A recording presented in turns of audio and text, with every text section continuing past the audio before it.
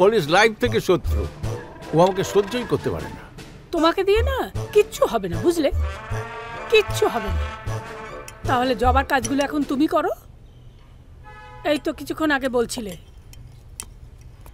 তোমার নাকি হাতে এখন অঢেল সময়। প্রবলেম যখন সলভ করতে পারবে না তখন প্রবলেমের মধ্যে পড়ো।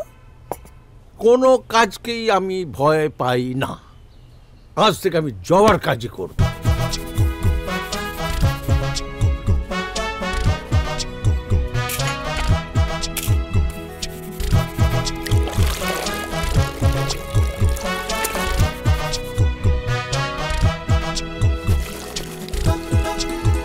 নিকুচি করেছে সংসারে, সারাদিন শুধু কাজ আর কাজ।